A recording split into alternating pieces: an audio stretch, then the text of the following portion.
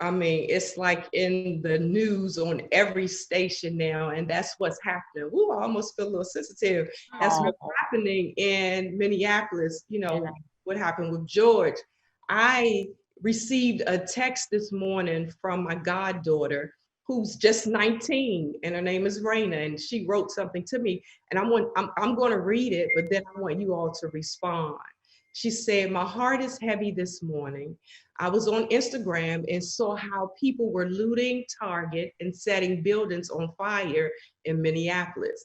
She said, "I understand that our Black community is hurting. I also saw a comment that said, 'We've been Martin Luther King for too long. It's time to be like Malcolm X.'" She said, "I know the Bible says that we are to be peaceful and turn the other cheek, but Jesus also was angry in the temple." And this is her question. She says, "So my question is, as a Christian, Black Christian, in a world where brothers and sisters are being persecuted for no reason, is it time for us to be peaceful Jesus or angry Jesus?" And I told her, I said, "Look, I feel the same way that you feel. Out of all of the shootings or the murders or the beatings or whatever that has happened, I think this one kind of like got me right in the jugular. I mean, it hit me really hard. All of it is bad." And I said, "I feel the same way." I said, "It's all sad. But as Christians, our first response should be to pray and ask God our role in this whole change."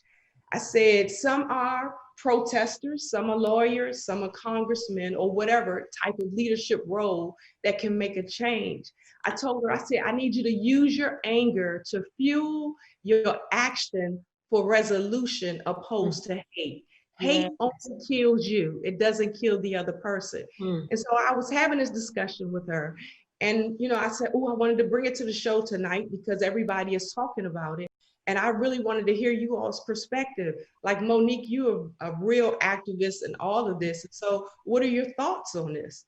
Yes, as I wear my Until Freedom t-shirt, I think that when we talk about, giving the young people direction and the comparison of, a Malcolm X to a Martin Luther King, by any means necessary or through peace, I think that first everyone should understand there was a unity between the two. And then more importantly, we do have to take some accountability in what types of actions, because at the end of the day, how do we tell young people who are angry that, okay, at the end of the day, don't use your anger in some type of way. We have to tell them to use it peacefully, so to speak, but you definitely have to have action. When you're standing on the street and someone's murdered in front of you, are we supposed to tell these young people it doesn't pertain to you? I think everyone needs to have some type of emotion right now. Doesn't matter your race. This is affecting us all. Yeah. Okay, it's affecting all of us. Yeah, I totally agree. Yeah, I think if we just have to know how to process anger. We don't always process anger the right way. And that's where the danger comes in. It's like, it's okay to be mad. It's okay to be upset. It's okay to be hurt. But how you process it is most important. We cannot use it to make a mockery even more, if you will, of who we are as a body or who we are as a people. So that's my whole concern with the anger part. How do you tell their family that? How do you tell George's family not to be angry? How do you tell them to turn the other cheek? And as believers, we should be saying that, but how do you do that when somebody is broken and hurt and one of the things, Dr. Holly, that we've talked about in Until Freedom is that, in the times of Martin Luther King and Malcolm X, the church itself, the building of the church, the leaders in the church took a huge responsibility and had these meetings in their churches, right, so that the right type of information, because you do have all types of emotions, and then you do have communities that are more affected than others, right? Mm-hmm. So I think that as people of faith and as leaders in the church, I think that there's an accountability and a responsibility to get back to curating these narratives and stories so that there is a way to deal in faith and in love with the words of Jesus, and making sure that all communities can be under a safe place. That's good. I think it's so important right now that we as pastors don't start more anger, though. I'm seeing even pastors online like stirring up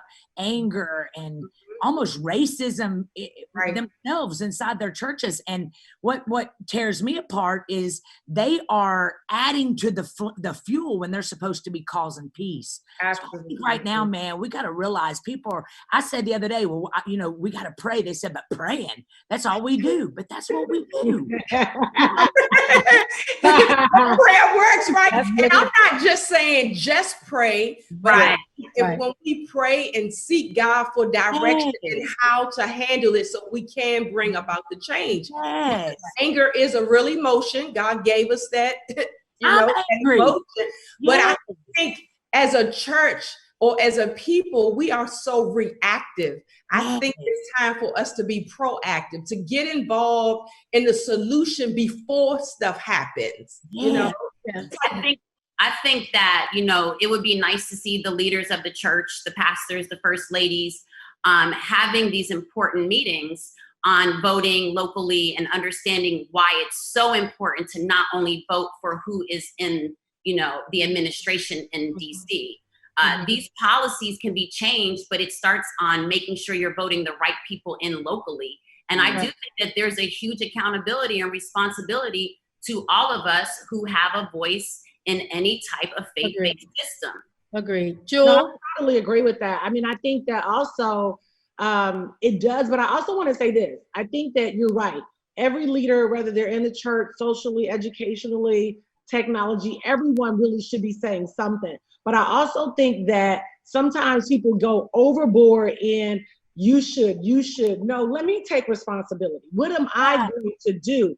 Because if you're not careful, you'll be waiting for some institution or some whoever. And I think Diddy said this, everybody has a different part to play. So for me, I'm thinking like July 7th, I think Holly, you posted this, like I'm not spending any money. Like I think the best way to get them is economically. When you look at what brought down apartheid in South Africa, it wasn't just them marching. It wasn't just them going to the jails and protesting. Burning Target. Out. It was when nations came together and said, we are sanctioning South Africa until we dismantle this whole system. And that was really the only thing that really got their attention. So I think July 7th, I know Ben and I, we're encouraging our church, do not spend a dime. I think that's the best way to hit them. March, all that stuff, hey, that was for that time, but I think right now you got to get them in the pocket. Get them in the pocket. I would love to see. That's what matters. That is what matters. And I would love to see the word activism stop being a dirty word. I think that everyone turns their face up to the word activism because they equate it to that emotion we're discussing, anger. But at the end of the day, it is a necessary tool for a whole pie, as Jewel just talked about. We need activists. They are necessary.